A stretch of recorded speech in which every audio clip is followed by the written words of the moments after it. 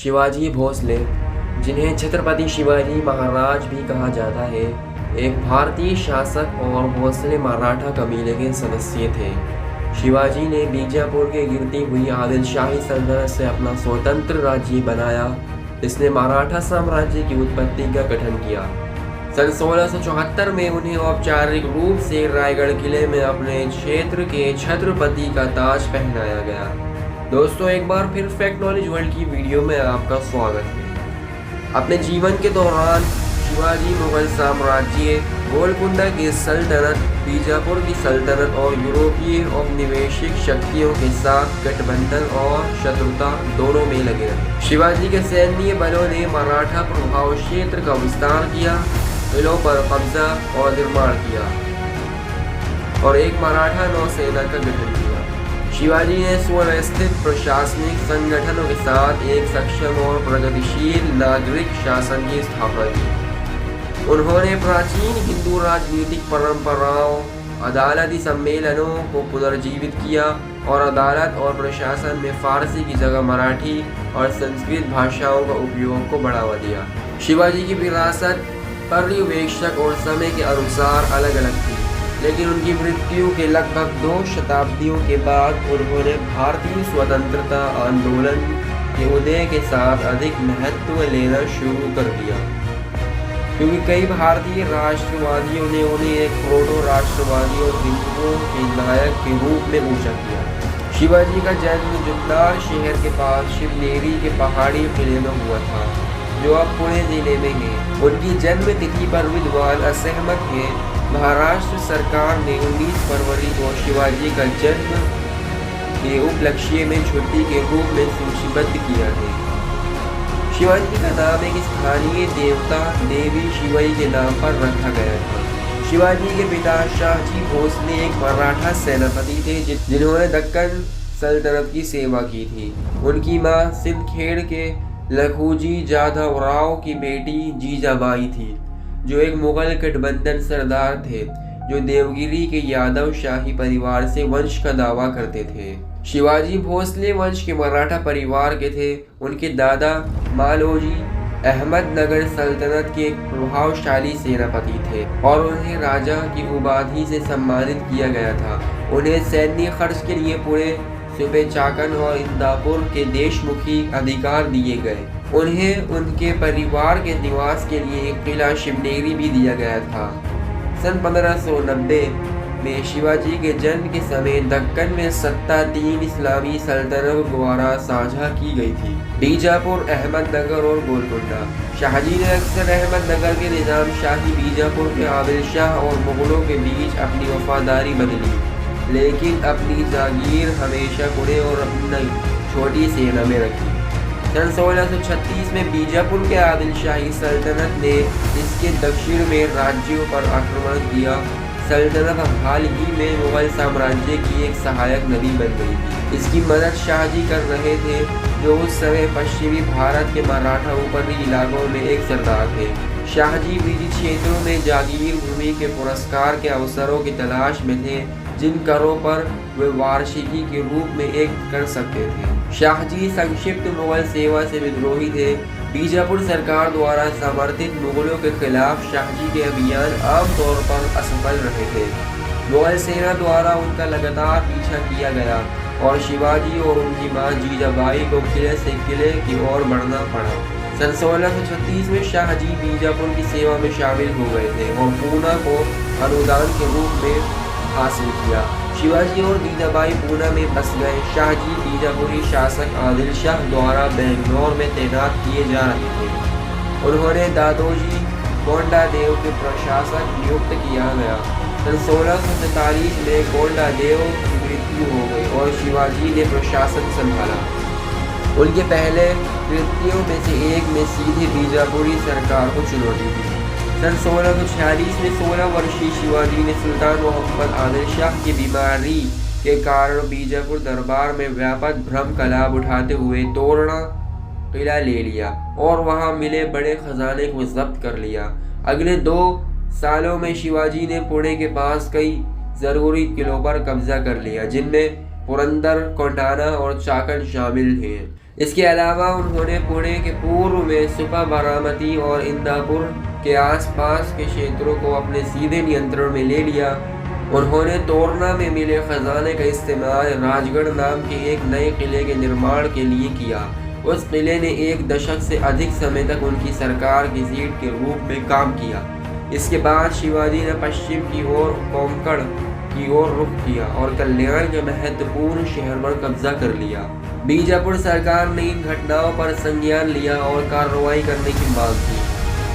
25 जुलाई सन 1648 को शिवाजी को नियंत्रित करने के लिए शाहजी को बीजापुर सरकार के आदेश के तहत एक साथी मराठा सरदार बाजी घोरपड़े ने कैद कर लिया था।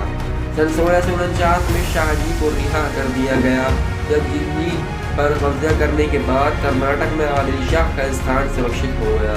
सन 1649 या 1655 की अवधि के दौरान शिवाजी अपनी विजय में रुके और चुपचाप अपने लाभ को समेकित किया। अपने पिता की रिहाई के बाद शिवाजी ने फिर से छापा मारा और सन 1656 में विवादास्पद परिस्थितियों में बीजापुर के एक साथी मराठा सामंत चंद्रराव मौर्य को मार डाला और महाबलेश्वर के वर्तमान हिल स्टेशन के पास जावली की घाटी पर कब्जा कर लिया। भोसले और मौर्य परिवार के अलावा सावंतवाड़ी के सावंत, मुधोल के घोरपड़े, पलटन के निम्बालकार, शिर्के, माने और मोहिते सहित कई अन्य लोगों ने भी बीजापुर के आदिल शाही की सेवा की, जिनमें से कई देशमुखी अधिकारों के साथ थे। शिवाजी ने इन शक्तिशाली परिवारों को वश में करने के लिए अलग अलग रणनीतियां अपनाई, जैसे वैवाहिक संबंध बनाना, देशमुखों को पास करने के लिए गांव पाटिलों से सीधे निपटना या उन्हें बलपूर्वक वश में करना। अपने बाद के सालों में शाहजी को अपने बेटे के प्रति एक अस्पष्ट रवैया था और उनकी गतिविधियों को अस्वीकार कर दिया। उन्होंने बीजापुरियों से कहा कि वे शिवाजी के साथ जो चाहे करें। सन 1664 या सन 1665 के आसपास एक शिकार दुर्घटना में शाहजी की मृत्यु हो गई। बीजापुर सल्तनत शिवाजी की सेनाओं को उनके नुकसान से नाखुश थी, जिसे उनके जागीरदार शाहजी ने अस्वीकार कर दिया था। मुगलों के साथ साथ एक शांति संधि और युवा अली आदिल शाह द्वितीय के सुल्तान के रूप में सामान्य स्वीकृति के बाद बीजापुर सरकार अधिक स्थिर हो गई और उसका ध्यान शिवाजी की ओर लगा। सन 1657 में सुल्तान यह अधिक संभावना है कि उनकी मां और रिजेंट ने शिवाजी को गिरफ्तार करने के लिए एक अनुभवी जनरल अफजल खान को भेजा। उसे उलझाने से पहले बीजापुरी सेना ने तुलजा भवानी मंदिर शिवाजी के परिवार के लिए पवित्र और पंढरपुर में पिठौरा मंदिर हिंदुओं के एक प्रमुख तीर्थ स्थल को अपवित्र कर दिया। बीजापुरी सेना द्वारा पीछा किए जाने पर शिवाजी प्रतापगढ़ किले में पीछे हट गए, जहां उनके कई सहयोगियों ने उन पर आत्मसमर्पण करने के लिए दबाव डाला। शिवाजी ने घेराबंदी को तोड़ने में असमर्थ होने के साथ दोनों सेनाओं ने खुद को एक गतिरोध में पाया, जबकि अफजल खान एक शक्तिशाली घुड़सवार सेना लेकिन घेराबंदी के उपकरणों की कमी के कारण किले को लेने में नाकाम रहे थे। 2 महीने बाद अफजल खान ने शिवाजी के पास एक दूत भेजा, जिसमें दोनों नेताओं को बातचीत के लिए किले के बाहर अकेले मिलने का सुझाव दिया गया। दोनों 10 नवंबर सन 1659 को प्रतापगढ़ किले की तलहटी में एक झोपड़ी में मिले। व्यवस्थाओं ने तय किया था कि प्रत्येक केवल तलवार से लैस होकर आए और एक अनुयायी ने भाग लिया। शिवाजी को संदेह था कि अफजल खान उसे गिरफ्तार कर लेगा या उस पर हमला करेगा। अपने कपड़ों के नीचे कवच पहना था, अपने बाएं हाथ पर एक बाघ नख छुपाया था और उसके दाहिने हाथ में एक खंजर था।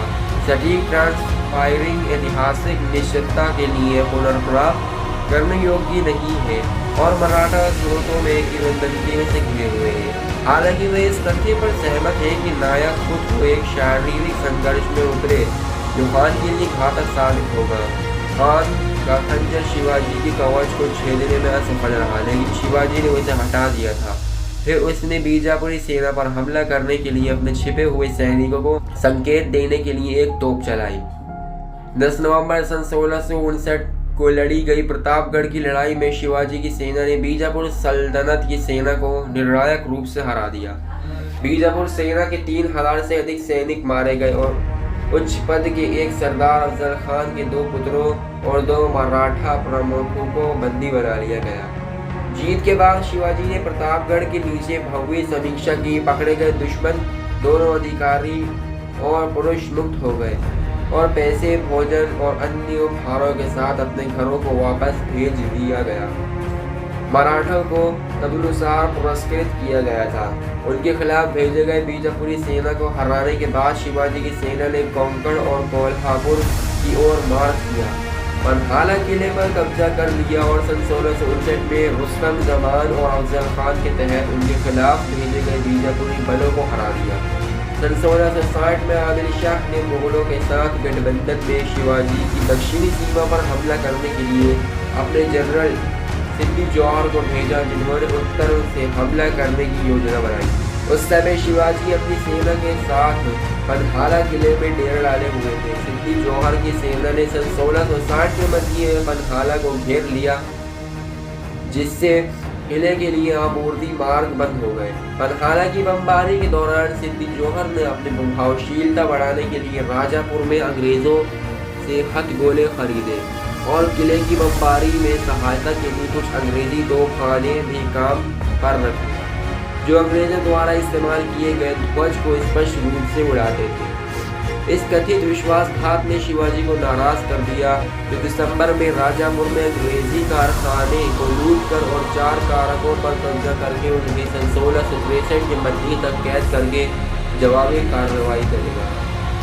महीनों की घेराबंदी के बाद शिवाजी ने सिद्दी जौहर के साथ बातचीत की और 22 सितंबर सन 1660 को किले को सौंप दिया।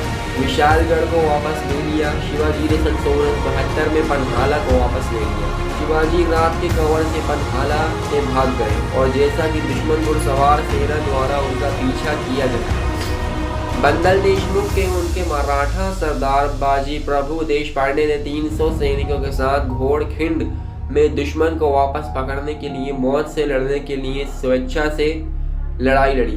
घोड़े की घाटी शिवाजी और बाकी सेना के विशालगढ़ किले की सुरक्षा तक पहुंचने का मौका देने के लिए। पवनखिंड की आगामी लड़ाई में छोटे मराठा सेना ने शिवाजी के बचने के लिए समय निकालने के लिए बड़े दुश्मन को पीछे कर दिया। बाजी प्रभु देशपांडे घायल हो गए थे, लेकिन तब तक लड़ते रहे जब तक कि उन्होंने विशालगढ़ से तोप की आग की आवाज नहीं सुनी। ये संकेत दिया कि शिवाजी 13 जुलाई सन 1660 की शाम को किले में सुरक्षित पहुंच गए थे। घोड़खिंड को बाद में बाजी प्रभु देशपांडे, शिवू सिंह जाधव, फूलोजी और वहां लड़ने वाले अन्य सभी सैनिकों को सम्मान में पवनखिंड का नाम दे दिया गया। सन 1657 तक शिवाजी ने मुगल साम्राज्य के साथ शांतिपूर्ण संबंध बनाया था। शिवाजी ने औरंगजेब को अपनी सहायता की पेशकश की, जो उस समय दक्कन के मुगल वायसरॉय और मुगल सम्राट के बेटे थे। बीजापुर को जीतने के बदले में बीजापुर किलों और गांवों पर उनके अधिकार की औपचारिक मान्यता के बदले में मुगल प्रतिक्रिया से असंतुष्ट और बीजापुर से एक बेहतर प्रस्ताव प्राप्त करने के बाद उसने मुगल दक्कन में एक छापा मारा। मुगलों के साथ शिवाजी का टकराव मार्च सन 1657 में शुरू हुआ, जब शिवाजी के 2 अधिकारियों ने अहमदनगर के पास मुगल क्षेत्र पर छापा मारा। इसके बाद जुन्नार में छापे मारे गए, जिसमें शिवाजी ने 3 लाख गुण नकद और 200 घोड़े ले लिए। औरंगजेब ने नसीरी खान को भेजकर छापेमारी का जवाब दिया, जिसने अहमदनगर में शिवाजी की सेना को हराया था। हालांकि शिवाजी के खिलाफ औरंगजेब के जवाबी उपायों को बारिश के मौसम और बादशाह शाहजहां की बीमारी के बाद मुगल सिंहासन के लिए अपने भाइयों के साथ उत्तराधिकार की लड़ाई से बाधित किया गया। बीजापुर की बड़ी बेगम के अनुरोध पर औरंगजेब, जो अब मुगल सम्राट है, अपने मामा शाइस्ता खान को 1.5 लाख से अधिक की सेना के साथ जनवरी सन 1660 में एक शक्तिशाली तोपखाने डिवीजन के साथ शिवाजी पर हमला करने के लिए सिद्दी जौहर के नेतृत्व वाली बीजापुर की सेना के साथ भेजा। शाइस्ता खान ने 80,000 की अपनी बेहतर सुसज्जित और अच्छी तरह से प्रावधानित सेना के साथ पुणे पर कब्जा कर लिया। उसने चाकन के पास के किले को भी अपने कब्जे में ले लिया और दीवारों को तोड़ने से पहले उसे 1.5 महीने तक घेर लिया। शाइस्ता खान ने एक बड़ी बेहतर प्रावधान वाली और भारी हथियारों से लैस मुगल सेना होने का फायदा उठाया और कुछ मराठा क्षेत्रों में प्रवेश किया। उन्हें शहर पर कब्जा कर लिया और शिवाजी के लाल महल में अपना निवास स्थापित किया। 5 अप्रैल सन 1663 की रात को शिवाजी ने शाइस्ता खान के खेमे पर एक साहसी रात के हमले का नेतृत्व किया। उसने अपने 400 आदमियों के साथ शाइस्ता खान की हवेली पर हमला किया। खान के शयन कक्ष में घुस गए और उन्हें घायल कर दिया। खान ने 3 उंगलियां खो दी। हाथापाई में शाइस्ता खान का बेटा, उनकी पत्नियां, नौकर और सैनिक मारे गए। खान ने पुणे के बाहर मुगल सेना के साथ शरण ली और औरंगजेब ने उसे इस शर्मिंदगी के लिए बंगाल स्थानांतरित करके दंडित। शाइस्ता खान के हमलों के प्रतिशोध में और अपने अब समाप्त हो चुके खजाने को फिर से भरने के लिए शिवाजी ने सन 1664 में एक अमीर मुगल व्यापारी केंद्र सूरत के बंदरगाह शहर को बर्खास्त कर दिया। 13 फरवरी सन 1665 को उन्होंने वर्तमान कर्नाटक में बसरूर के कब्जे वाले पुर्तगालियों पर एक नौसैनिक छापा भी मारा और एक बड़ी लूट हासिल। शाइस्ता खां और सूरत पर हुए हमलों ने औरंगजेब को क्रोधित कर दिया। जवाब में उसने शिवाजी को हराने के लिए इस राजपूत सेनापति मिर्जा राजा जयसिंह प्रथम को लगभग 1.5 लाख की सेना के साथ भेजा। सन 1665 के दौरान जयसिंह की सेना ने शिवाजी पर दबाव डाला। उनकी घुड़सवार सेना ने ग्रामीण इलाकों को तबाह कर दिया और उनकी घेराबंदी बलों ने शिवाजी के किलों पर निवेश किया। मुगल सेनापति शिवाजी के कई प्रमुख कमांडरों और उनके कई घुड़सवारों को मुगल सेवा में ले जाने में सफल है। सन 1665 के मध्य तक पुरंदर के किले को घेर लिया गया और कब्जा करने के करीब शिवाजी को जयसिंह के साथ समझौता करने के लिए मजबूर हो रहा है। 11 जून सन 1665 को शिवाजी और जयसिंह के बीच हस्ताक्षरित पुरंदर की संधि में शिवाजी अपने 23 किलों को छोड़ने के लिए सहमत हुए। अपने लिए 12 किले रखते हुए और मुगलों को 4 लाख सोने के शिकार के मुआवजे का भुगतान करने के लिए सहमत हुए। शिवाजी मुगल साम्राज्य का एक जागीरदार बनने और अपने बेटे संभाजी को 5000 घुड़सवारों के साथ दक्कन में मुगलों के लिए एक मनसबदार के रूप में लड़ने के लिए भेजने के लिए सहमत हुए। सन 1666 में औरंगजेब ने शिवाजी को अपने 9 साल के बेटे संभाजी के साथ आगरा बुलाया। मुगल साम्राज्य की उत्तर पश्चिम सीमा को मजबूत करने के लिए औरंगजेब ने शिवाजी को कंधार भेजने की योजना बनाई, जो अब अफगानिस्तान में है। हालांकि अदालत में 12 मई सन 1666 को शिवाजी को उपेक्षाकृत निम्न श्रेणी के रईसों के साथ खड़ा किया गया था, वह पुरुष जिन्हें वो पहले ही युद्ध में हरा चुके थे। शिवाजी ने अपराध किया और अदालत से बाहर निकल गए और उन्हें तुरंत नजरबंद कर दिया गया। जयसिंह के पुत्र राम सिंह ने शिवाजी और उनके पुत्र की हिरासत की गारंटी दी। शिवाजी की नजरबंदी के तहत स्थिति खतरनाक थी, क्योंकि औरंगजेब की अदालत ने बहस की कि उसे मार डाला जाए या उसे काम पर रखा जाए। जयसिंह ने शिवाजी को अपनी व्यक्तिगत सुरक्षा का आश्वासन देकर औरंगजेब के फैसले को प्रभावित करने की कोशिश की। इस बीच शिवाजी ने खुद को मुक्त करने की योजना बनाई। उसने अपने अधिकांश आदमियों को घर वापस भेज दिया और राम सिंह को अपनी और अपने बेटे की सुरक्षित अभिरक्षा के लिए सम्राट को दी गई अपनी गारंटी वापस लेने के लिए कहा और खुद को मुगल सेना के सामने आत्मसमर्पण कर दिया। शिवाजी ने तब बीमार होने का नाटक किया और ब्राह्मणों और गरीबों को तपस्या के रूप में मिठाइयों से भरी बड़ी टोकरियां भेजना शुरू कर दिया। 17 अगस्त सन 1666 को खुद को एक बड़ी टोकरियों में से एक में और अपने बेटे संभाजी को दूसरे में रखकर शिवाजी भाग गए और आगरा से निकल गए। शिवाजी के भागने के बाद मुगलों के साथ शत्रुता कम हो गई। मुगल सरदार जसवंत सिंह ने नए शांति प्रस्तावों के लिए शिवाजी और औरंगजेब के बीच मध्यस्थ के रूप में काम किया। सन 1666 और सन 1668 के बीच की अवधि के दौरान औरंगजेब ने शिवाजी को राजा की उपाधि से सम्मानित किया। संभाजी को 5000 घोड़ों के साथ मुगल मनसबदार के रूप में भी बहाल किया गया था। शिवाजी ने उस समय संभाजी को जनरल प्रताप राव गुर्जर के साथ औरंगाबाद में मुगल वाइसरॉय प्रिंस मुअज्जम के साथ सेवा करने के लिए भेजा था। संभाजी का राजस्व संग्रह के लिए बराबर में भी क्षेत्र दिया गया था। औरंगजेब ने शिवाजी को क्षीण होते आदिल शाही पर हमला करने की भी अनुमति दी। कमजोर सुल्तान अली आदिल शाह द्वितीय ने शांति के लिए मुकदमा दायर किया और शिवाजी को सरदेशमुखी और चौथाई के अधिकार प्रदान किए। शिवाजी और मुगलों के बीच शांति सन 1670 तक चली।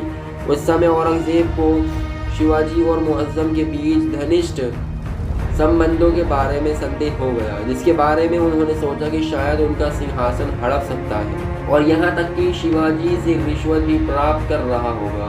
साथ ही उस समय अफगानों से लड़ने में व्यस्त औरंगजेब ने दक्कन में अपनी सेना को बहुत कम कर दिया। कई विघटित सैनिक जल्दी से मराठा सेवा में शामिल हो गए। मुगलों ने शिवाजी से बरार की जागीर भी छीन ली ताकि कुछ साल पहले उन्हें दिए गए पैसे की वसूली की जा सके।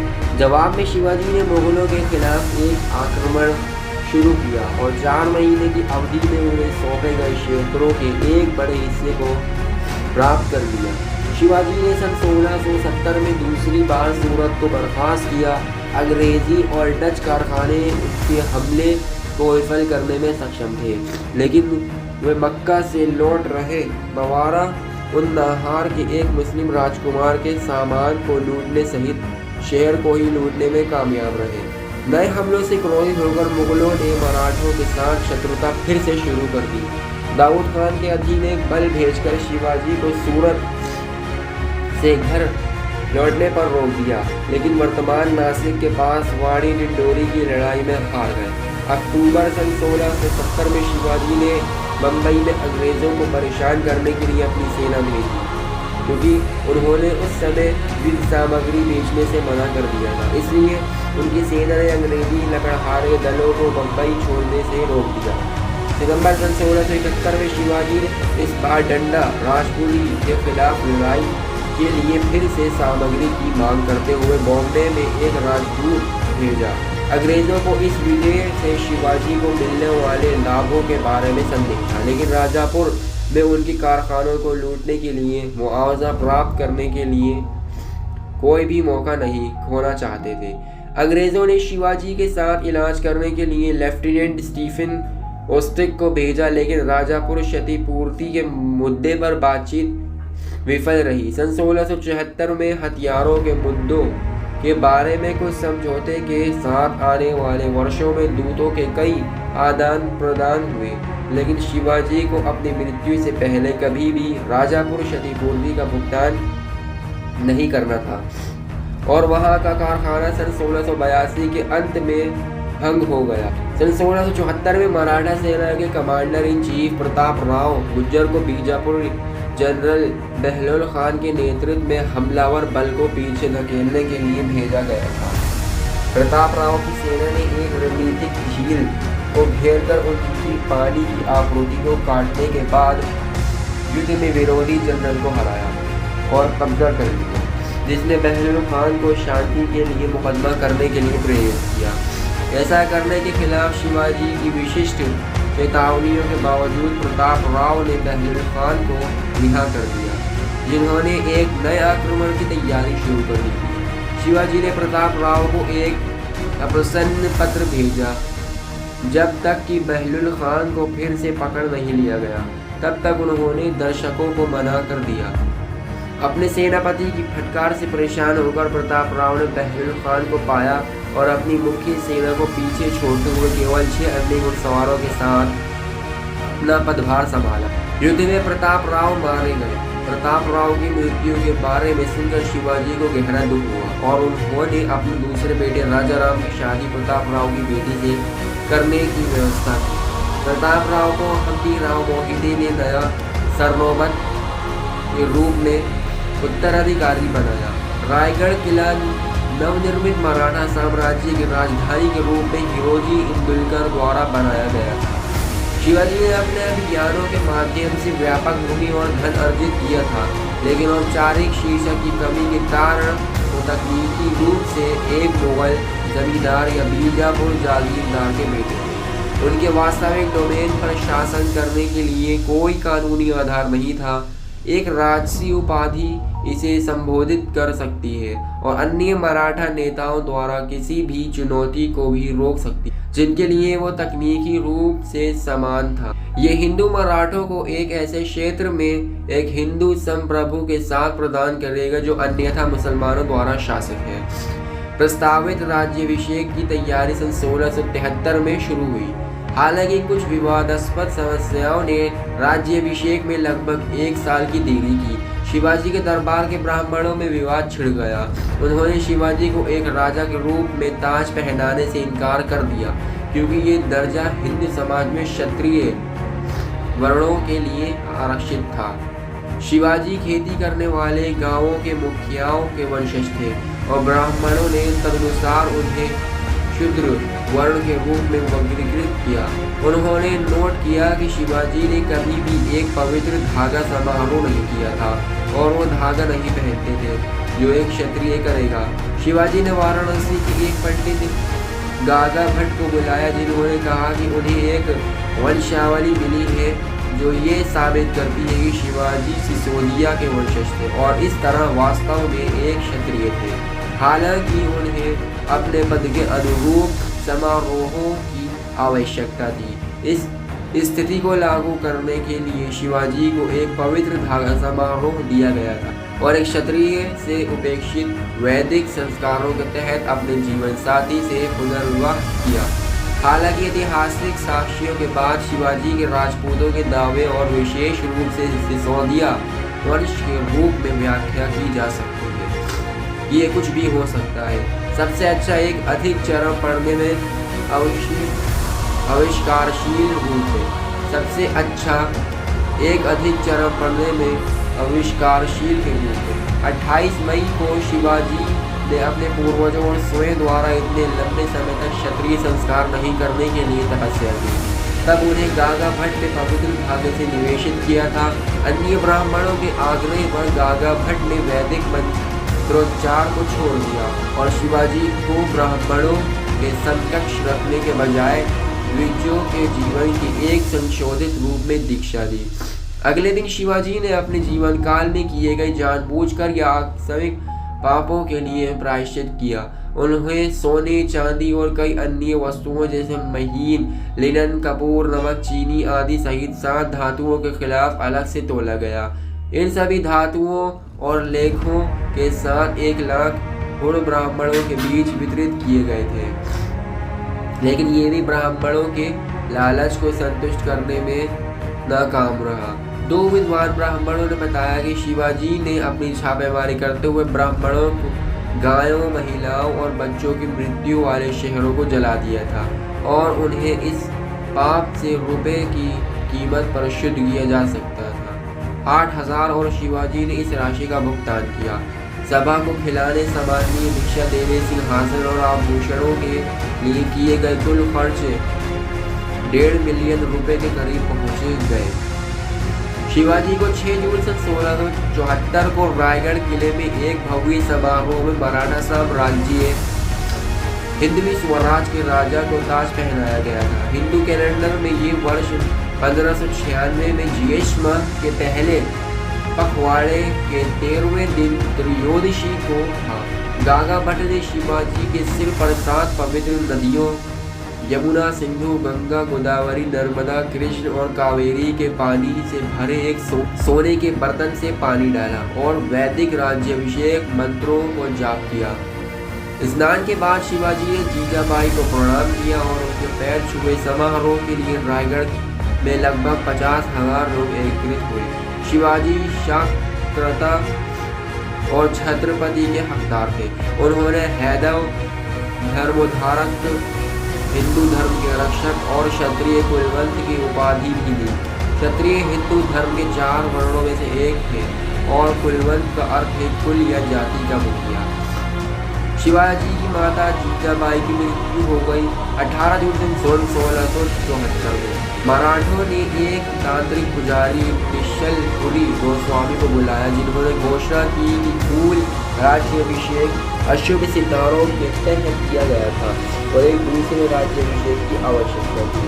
24 सितंबर सन 1674 को इस दूसरे राज्याभिषेक को दोहरा उपयोग किया गया था, जो अभी भी मानते थे कि शिवाजी अपने पहले राज्याभिषेक के वैदिक संस्कार के लिए योग्य नहीं थे।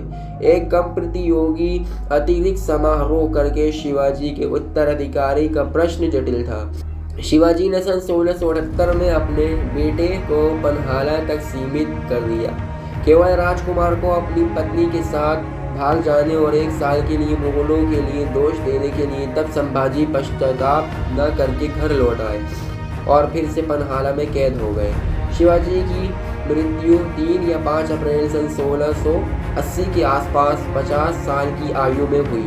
हनुमान जयंती की पूर्व संध्या पर शिवाजी की मृत्यु का कारण विवादित है। ब्रिटिश रिकॉर्ड में कहा गया है कि शिवाजी की मृत्यु 12 दिनों तक बीमार रहने के कारण हुई थी। पुर्तगाली में एक समकालीन काम में बिब्लियोटेका नेशनल डी लिस्बोआ शिवाजी की मृत्यु का दर्ज कारण एंथ्रेक्स है। हालांकि शिवाजी की जीवनी सभासद बकर के लेख कृष्ण जी अनंत सभासद ने शिवाजी की मृत्यु के कारण के रूप में बुखार का उल्लेख किया। शिवाजी की जीवित पत्नियों में सबसे बड़ी संतान पुतलाबाई ने उनकी चिता में कूदकर सती हो गई। एक अन्य जीवित पत्नी सकवरबाई को भी ऐसा करने की अनुमति नहीं थी क्योंकि उनकी एक छोटी बेटी थी। ऐसे भी आरोप थे। हालांकि बाद के विद्वानों को इस पर संदेह था कि उनकी दूसरी पत्नी सोयराबाई ने अपने 10 वर्षीय बेटे राजाराम को गद्दी पर बैठाने के लिए उन्हें जहर दिया था। शिवाजी की मृत्यु के बाद सोयराबाई ने अपने सौतेले बेटे संभाजी के बजाय अपने बेटे राजाराम को ताज पहनाने के लिए प्रशासन के विभिन्न मंत्रियों के साथ योजना बनाई। 21 अप्रैल सन 1680 को 10 वर्षीय राजाराम को गद्दी पर बैठाया गया। हालांकि कमांडर की हत्या के बाद संभाजी ने रायगढ़ किले पर कब्जा कर लिया और 18 जून को रायगढ़ पर नियंत्रण हासिल कर लिया और औपचारिक रूप से 20 जुलाई के सिंहासन पर चढ़ गए। राजाराम, उनकी पत्नी जानकी बाई और मां सोयराबाई को कैद कर लिया गया था और सोयराबाई को 10 अक्टूबर में शादी के आरोप में फांसी दी गई थी। शिवाजी ने अपनी उदार और सहिष्णु धार्मिक नीतियों के लिए जाने जाते हैं, जबकि हिंदुओं को एक हिंदू शासक के तहत अपने धर्म का स्वतंत्र रूप से अभ्यास करने से राहत मिली। शिवाजी ने न केवल मुसलमानों को बिना उत्पीड़न के अभ्यास करने की अनुमति दी बल्कि उनके मंत्रालयों को बंदोबस्ती का समर्थन किया। जब औरंगजेब ने 3 अप्रैल सन 1689 को गैर मुसलमानों पर जजिया कर लगाया तो शिवाजी ने औरंगजेब को एक सख्त पत्र लिखकर अपनी कर नीति की आलोचना की। उन्होंने लिखा, सख्त न्याय में जजिया बिल्कुल भी वैध नहीं है। यदि आप हिंदुओं पर अत्याचार और अंतांकित करने में धर्मपरायणता की कल्पना करते हैं तो आपको पहले राज सिंह प्रथम पर कर लगाना चाहिए जो हिंदुओं का मुखिया है। लेकिन चींटियां और मक्खियों पर अत्याचार करना ना तो वीरता है और ना ही आत्मा। यदि आप कुरान को मानते हैं तो ईश्वर सभी पुरुषों का स्वामी है, ना कि केवल मुसलमानों का। वास्तव में इस्लाम और हिंदू धर्म परस्पर विरोधी है। उनका उपयोग सच्चे दिव्य चित्रकार द्वारा रंगों को सम्मिश्रण करने और रूपरेखा में भरने के लिए किया जाता है। यदि ये एक मस्जिद है तो भगवान की याद में प्रार्थना करने का आह्वान किया जाता है। मंदिर हो तो भगवान की तरफ में घंटियां बजती हैं। किसी भी व्यक्ति के धर्म और प्रथाओं के प्रति कट्टरता दिखाना पवित्र पुस्तक के शब्दों को बदलना है। ये देखते हुए कि शिवाजी ने पड़ोसी मुस्लिम राज्यों के प्रसार को रोक दिया था, सम्राट औरंगजेब हालांकि शिवाजी की मृत्यु सन 1680 में हुई थी। शिवाजी ने ये कहते हुए ईसाइयों को अछूता छोड़ दिया कि फ्रैंकिश पैट्री अच्छे आदमी हैं। शिवाजी एक सार्वभौमिक हिंदू शासन बनाने का प्रयास नहीं कर रहे थे। वे विभिन्न धर्मों के प्रति सहिष्णु थे और समन्वयवाद में विश्वास करते थे। उन्होंने औरंगजेब से हिंदू मान्यताओं और स्थानों के अनुसार अकबर की तरह कार्य करने का आग्रह किया। शिवाजी को हिंदू शक्तियों के खिलाफ भी आसपास के मुस्लिम राष्ट्रों के साथ गठबंधन करने में थोड़ी परेशानी हुई। उन्होंने मुगलों के साथ लड़ने के लिए राजपूतों जैसे अन्य हिंदू शक्तियों के साथ सेना में शामिल नहीं किया। अपनी सेना में मुस्लिम नेता काफ़ी पहले दिखाई देते हैं। पहली पठान इकाई का गठन सन 1656 में हुआ था। उनके नौसैनिक एडमिरल दरिया सारंग एक मुस्लिम थे। शिवाजी ने एक छोटी लेकिन प्रभावी स्थायी सेना बनाए रखी। शिवाजी की सेना के मूल में मराठा और कुणबी जातियों के किसान शामिल थे। शिवाजी अपनी सेना की सीमाओं से अवगत थे। उन्होंने महसूस किया कि पारंपरिक युद्ध के तरीके मुगलों की बड़ी अच्छी तरह से प्रशिक्षित घुड़सवार सेना का सामना करने के लिए अपर्याप्त थे, जो फील्ड आर्टिलरी से लैस थे। नतीजतन शिवाजी ने छापामार रणनीति अपनाई, जिसे गनीमी कावा के नाम से जाना जाने लगा। शिवाजी गुरिल्ला युद्ध के उस्ताद थे। उनकी रणनीतियां उनके विरुद्ध भेजी गई सेनाओं को लगातार भ्रमित और पराजित करती रही। उन्होंने महसूस किया कि उस समय की बड़ी धीमी गति से चलने वाली सेनाओं को सबसे कमजोर बिंदु आपूर्ति थी।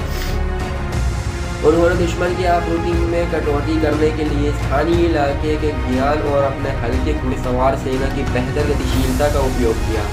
शिवाजी ने घमासान लड़ाई में सामना करने से इनकार कर दिया। इसके बजाय उन्होंने अपनी पसंद के कठिन पहाड़ियों और जंगलों में दुश्मनों को लुभाया, उन्हें नुकसान में पकड़ा और उन्हें भगा दिया। शिवाजी किसी विशेष रणनीति पर नहीं टिके, बल्कि परिस्थितियों के अनुसार अपने दुश्मनों को कमजोर करने के लिए कई तरीकों का इस्तेमाल किया, जैसे अचानक छापे, झाड़ू और घात लगाना और मनोवैज्ञानिक दबाव का उपयोग करना। शिवाजी को औरंगजेब और उनके सेनापतियों द्वारा शत्रु सेना पर हमला करने और फिर अपने पहाड़ी किलों में पीछे हटने की उनकी छापामार रणनीति के कारण तिरस्कारपूर्वक माउंटेन रेड कहा जाता था। शिवाजी ने अपना सैन्य संगठन बनाने में महान कौशल का प्रदर्शन किया, जो मराठा साम्राज्य के अंत तक चला।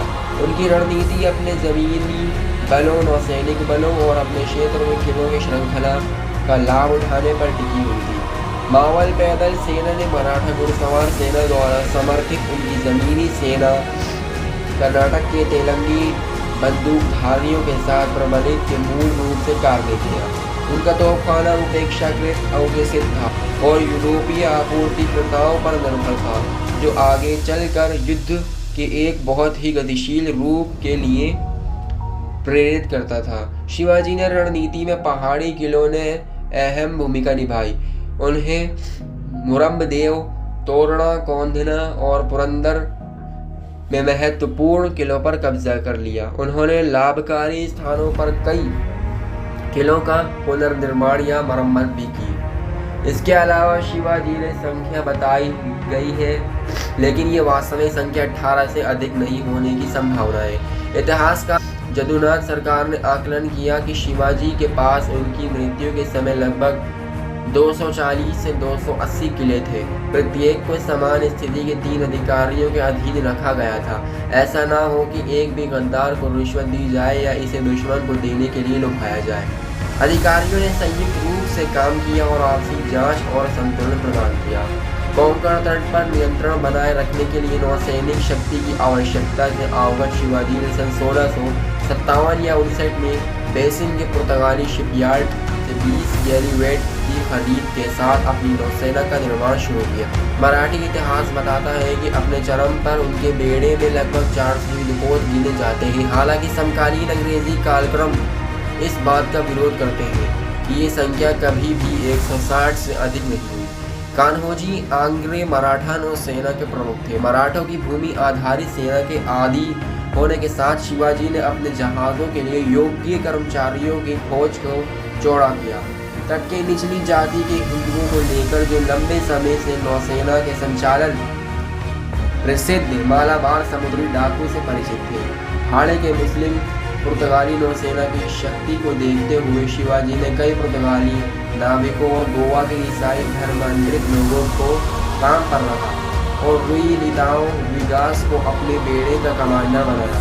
बाद में विगास को अपने साथ 300 नाविकों को लेकर पुर्तगालियों को वापस लौटना पड़ा। शिवाजी ने तटीय किलों पर कब्जा करके और उनका नवीनीकरण करके अपनी तट रेखा को मजबूत किया और सिंधु दुर्ग में अपना पहला समुद्री किला बनाया, जो मराठा नौसेना का मुख्यालय बना। नौसेना अपने आप में एक तटीय नौसेना थी, जो तटीय क्षेत्रों में यात्रा और युद्ध पर केंद्रित थी और समुद्र से बेहतर दूर जाने का इरादा नहीं था। शिवाजी अपने पीछे एक ऐसा राज्य छोड़कर जो हमेशा मुगलों से अलग रहता था। उनकी मौत के तुरंत बाद सन 1681 में औरंगजेब ने दक्षिण में एक आक्रमण शुरू किया, जो मराठों बीजापुर स्थित आदिल शाही और गोलकुंडा के कुतुब शाही के कब्जे वाले क्षेत्रों पर कब्जा कर लिया। वो सल्तनत को खत्म करने में सफल रहे, लेकिन दक्कन में 27 साल बिताने के बाद मराठों को वश में नहीं कर सके। इस अवधि में सन 1679 में संभाजी पर कब्जा, यातना और निष्पादन देखा गया और मराठों ने संभाजी के उत्तराधिकारी राजाराम और फिर राजाराम की विधवा ताराबाई के नेतृत्व में मजबूत प्रतिरोध की पेशकश की। मुगलों और मराठों के बीच क्षेत्रों ने बार बार हाथ बदले। सन 1707 में मुगलों की हार के साथ संघर्ष समाप्त हो गया। शिवाजी के पोते और संभाजी के पुत्र शाहू को औरंगजेब ने 27 साल की अवधि के संघर्ष के दौरान बंदी बना लिया। बाद की मृत्यु के बाद उनकी उत्तराधिकारी ने शाहू को रिहा कर दिया। अपनी चाची ताराबाई के साथ उत्तराधिकार पर एक संक्षिप्त सत्ता संघर्ष के बाद शाहू ने सन 1707 से सन 1749 तक मराठा साम्राज्य पर शासन किया। अपने शासनकाल की शुरुआत में उन्होंने बालाजी विश्वनाथ और बाद में उनके वंशजों को मराठा साम्राज्य के पेशवा के रूप में नियुक्त किया। बालाजी के बेटे पेशवा बाजीराव प्रथम और पोते पेशवा बालाजी बाजीराव के नेतृत्व में साम्राज्य का बहुत विस्तार हुआ। अपने चरम पर मराठा साम्राज्य दक्षिण में तमिलनाडु से लेकर उत्तर में पेशावर, आधुनिक खैबर पख्तूनख्वा और पूर्व में बंगाल तक फैला हुआ था। सन 1761 में मराठा सेना पानीपत की तीसरी लड़ाई अफगान दुर्रानी साम्राज्य के अहमद शाह अब्दाली से हार गई, जिसने उत्तर पश्चिम भारत में उनके शाही विस्तार को रोक दिया। पानीपत के 10 साल बाद माधवराव पेशवा के शासन के दौरान मराठों ने उत्तर भारत में अपना प्रभाव फिर से हासिल कर लिया। बड़े साम्राज्य को प्रभावी ढंग से प्रबंधित करने के लिए शाहू और पेशवाओं ने मराठा संघ का निर्माण करते हुए सबसे मजबूत शूरवीरों के साथ स्वायत्तता दी। वे बड़ौदा के गायकवाड़, इंदौर और मालवा के होलकर, ग्वालियर के सिंधिया और नागपुर के भोसले के रूप में जाने गए। सन 1775 में ईस्ट इंडिया कंपनी ने पुणे में उत्तराधिकारी संघर्ष में हस्तक्षेप किया, जो पहला एंग्लो मराठा युद्ध बन गया। दूसरे और तीसरे एंग्लो मराठा युद्धों में अंग्रेजों द्वारा अपनी हार तक मराठा भारत में पूर्व प्रतिष्ठित शक्ति बने रहे, जिसने कंपनी को भारत के अधिकांश हिस्सों में प्रमुख शक्ति छोड़ दी। शिवाजी को अंग्रेजी, फ्रेंच, डच, पुर्तगाली और इतालवी लेखकों के समकालीन लेखों में उनके वीरतापूर्ण कारनामों और चतुर चालों के लिए सराहा गया। समकालीन अंग्रेजी लेखकों ने उनकी तुलना सिकंदर, हैनिबल और जूलियस सीजर से की। फ्रांसीसी यात्री फ्रैंकोइस बर्नियर ने अपने ट्रेवल्स इन मुगल इंडिया में लिखा, मैं ये उल्लेख करना भूल गया कि राते की लूट के दौरान सेवाजी, पवित्र सेवाजी, कैपुचिन मिशनरी, आदरणीय पिता एम्ब्रोस के निवास स्थान का सम्मान किया। फ्रैंकिश फादर्स अच्छे आदमी हैं, उन्होंने कहा, और उन पर हमला नहीं किया जाएगा। उसने डच के एक मृत डेलाले या अन्य जाति दलाल के घर को भी बख्शा, क्योंकि उन्होंने आश्वासन दिया था कि वो जीवित रहते हुए बहुत परोपकारी रहेंगे। शिवाजी के मुगल चित्रण काफ़ी हद तक नकारात्मक थे। उन्हें सम्मानजनक जी के बिना केवल शिव के रूप में संदर्भित किया गया था। दोस्तों, इसी में के नॉलेजेबल वीडियोस देखने के लिए हमारे चैनल फैक्ट नॉलेज वर्ल्ड को सब्सक्राइब करें।